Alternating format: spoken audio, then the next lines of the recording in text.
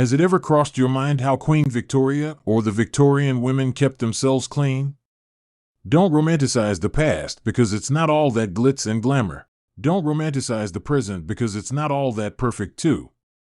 The Victorian women were known for their beautiful puffy dresses, but not so much is talked about how they actually kept themselves clean.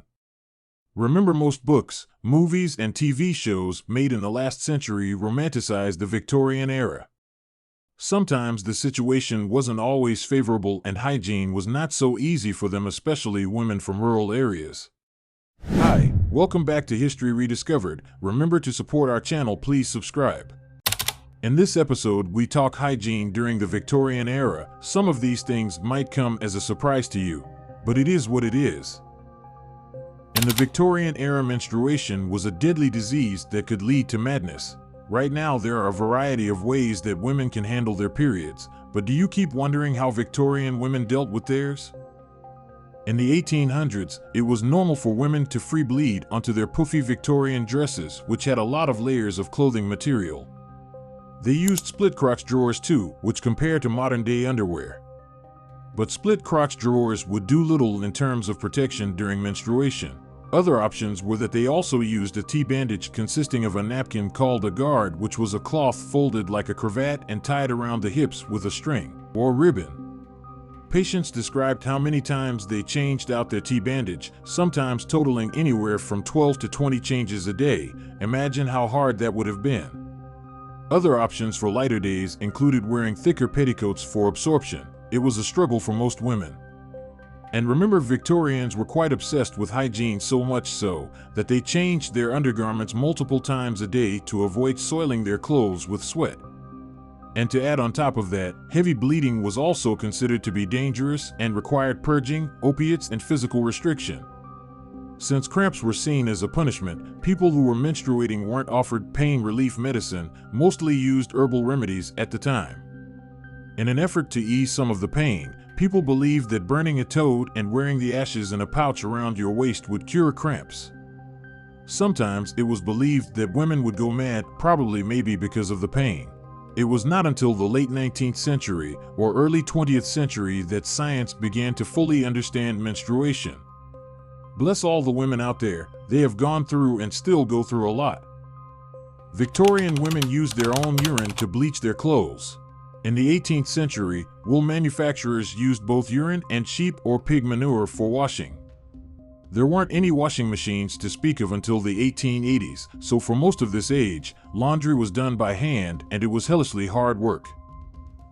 Such machines as existed were nothing like today's marvels. They required a fit, hard, strong-muscled arm to run, and they had a reputation for tearing or staining clothes, so few women actually used them. Many women opted to wash by hand, especially those from rural areas. A laundress might have to carry 150 pounds or more to the laundry. She also had to fill the boilers and some number of wash and rinse basins and then start fires to heat the water and keep them going. An average boiler used 20 or more gallons of water, and you needed another 10 gallons for scrubbing and rinsing. That might run into miles of walking, hauling water in buckets. And usually they were advised to repeat the process at least 3 times or more.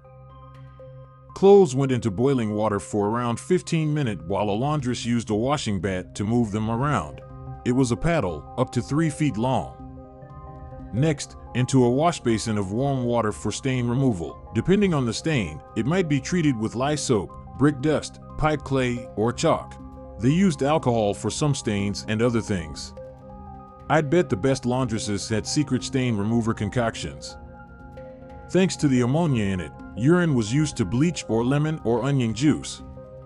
I pity the eyes of the laundresses.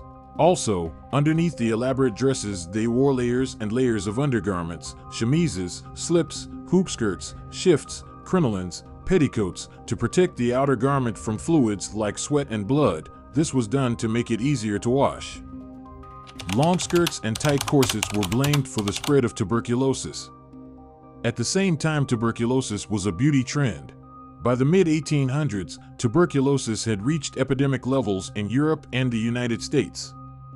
The disease, now known to be infectious, attacks the lungs and damages other organs.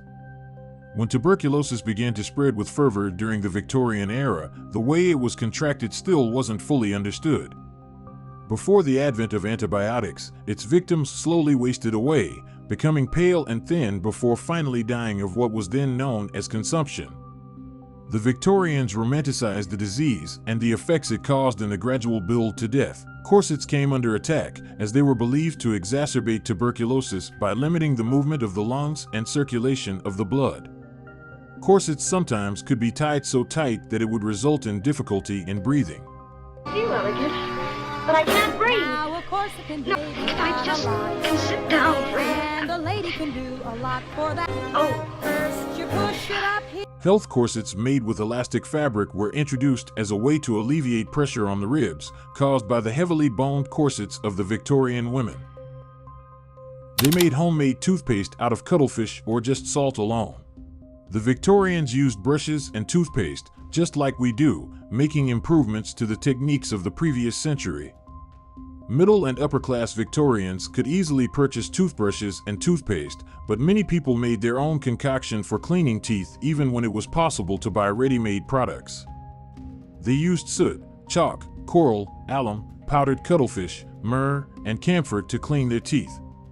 Toothbrushes usually had harsh bristles and wooden handles. This was very uncomfortable. For those who could not afford a toothbrush, celery was thought to be abrasive enough to clean one's teeth while eating.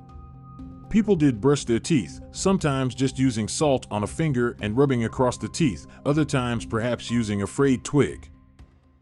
Their oral hygiene wasn't ideal like it is today. Affording a dentist wasn't easy in those times, and sometimes dentists were scarce. Dental care was usually provided by local barbers or blacksmiths if there was no dentist in the area. And bear in mind that these barbers weren't so knowledgeable about teeth. How did women use the toilets with their puffy dresses? Women of the era wore a lot of skirts and bustles or hoops. Their pantaloons or knickers were more like pants than the underwear we know today. These loose-fitting undergarments had a split crotch so that women merely had to hover over the bowl instead of disrobing altogether, which would have taken too long. While some well-to-do families had indoor plumbing by the 1880s, many did not, which meant trips to the outhouse or privy when nature called. The first toilet paper squares were sold in the 1870s, with chemicals added to keep the bathroom from smelling too bad, and the toilet paper roll wasn't invented until 1857 to 1891. So what did people use to wipe themselves before that time? The answer might hurt a bit. Old newspaper or corn cobs, even water seemed to be what many people used, provided of course they had access to these things at all. They pulled up their skirts, held their little chambered pots to their crotches, and peed. If they needed to sit on a toilet, they'd pull their skirts up and sit on the toilet. Once drawers became a thing in the 1850s, women had to make sure they were a bit adjusted, but they were typically crotchless, as in there was a big hole for you to pee. Later on, undies with flaps were popular, and these could be unbuttoned fairly quickly. We've really come a long way. It can only be God.